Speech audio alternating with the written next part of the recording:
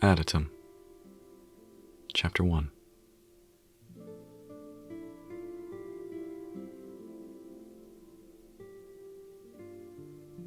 Free Romans make poor slaves.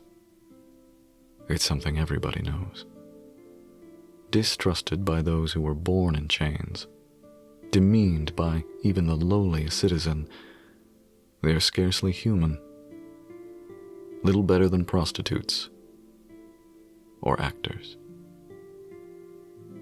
There is a moment when the dawn first enters your eyes that you forget all this. The sun paints the brick wall of the kitchen an ethereal gold, as if Apollo himself was holding the brush. Never mind the cold. Never mind the hard tile that has served as your bed for the last week, or the fat rat that chews on a crumb of bread and watches you with suspicion. It is the gold only that you know. Before Electrona brushes the sand from your lashes, and the truth comes rushing back. The truth is you are cold, sore from sleeping on the ground, and a slave in my house. And not a favored one, not while I have been away these last 8 days. 1 day is a long time for a slave. 8 is an age. On the first day, the cook slapped you for dropping a plate. On the second, you split a nail polishing the mosaic in the atrium. You were on your knees for hours. On the fourth, the steward threatened to beat you for nothing more than a look, though it was not the beating you feared. His leers are not subtle. And yet the steward, for all his years serving in this house, has not dared more than a spasmodic pinch here and there.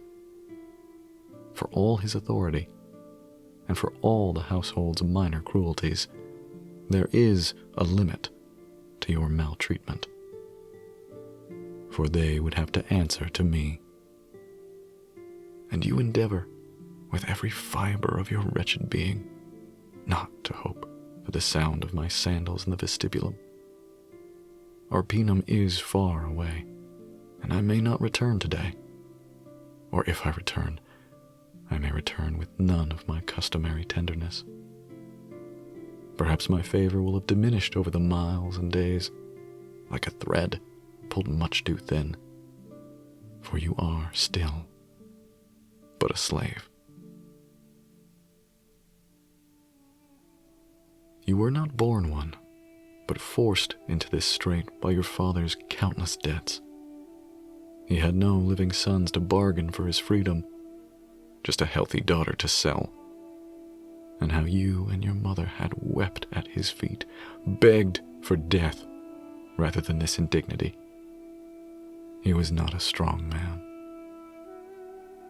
And how you had shaken and wept on the auction block, hiding your face from those who knew you. All of Rome knew you now, not as her citizen, but her chattel. You contemplated biting through your own tongue and bleeding out then and there, until you saw my face. I raised my arm, my hand. I would pay the price. When we had played together in the streets, there was no distinction between the low-born and the high, just mud on our sandals and sticks in our hands. How I'd marveled at your apartment after we chased each other up the tenement steps. But you can see the whole city from up here, I cried, gazing across the Subura from 6 stories high. You must be able to touch the clouds from the roof, I believed. Some years later, that building collapsed when you were out fetching water. It took both your brothers with it.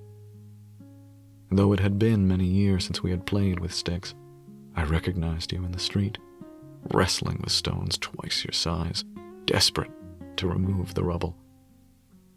I paid for their funeral rites, though it shamed both your parents. What you did to earn that boy's favor, they muttered. What you did was hold my hand when I cried to you about my mother, after the Tabes claimed her life.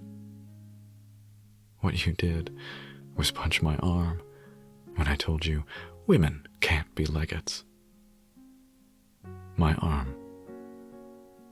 My hand. Tears filled your eyes then on that awful stage. I looked at you and you quickly looked away. Another man put in a bid. I bid higher. A woman bid something. Another man. I bid higher. You watched the slave at my side curse and spit in the dirt. You knew precisely what he was saying. I had enough slaves, and you weren't worth the price. Better to spend a few coin on a whore and be done with it, rather than adopt a former citizen sure to be lazy and unruly. By this time, my father had grown too old for wives and too blind to manage his own accounts.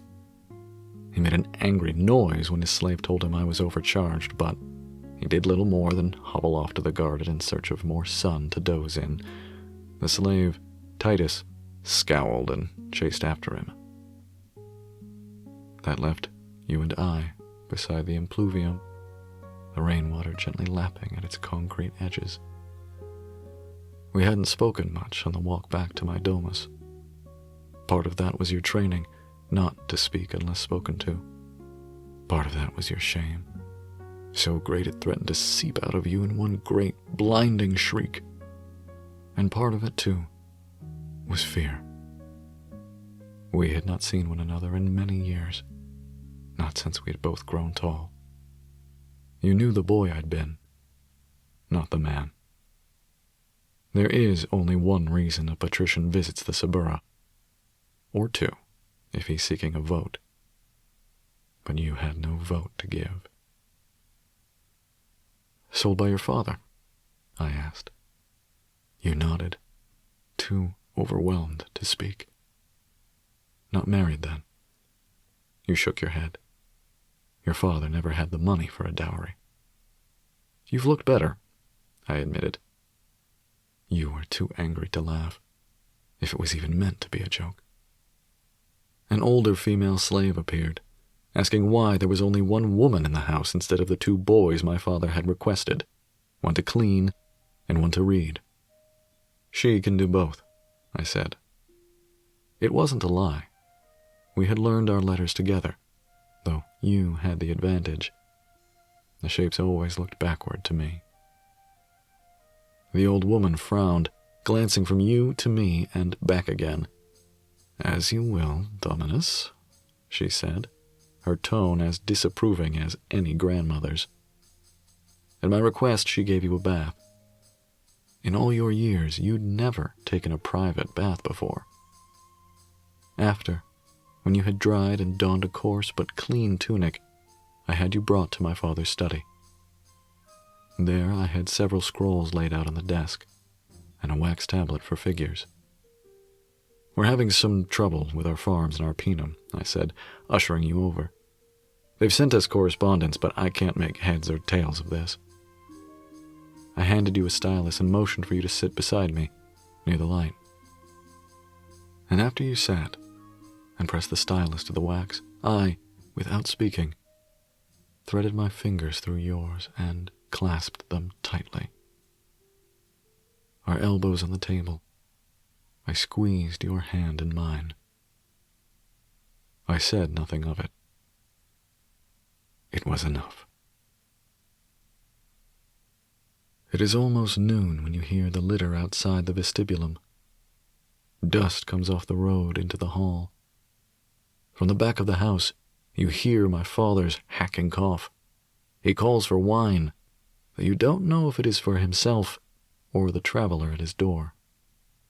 You are cleaning the ashes from the hearth, and you are shaking, shaking, for your heart bids you to look, and duty compels you to stay.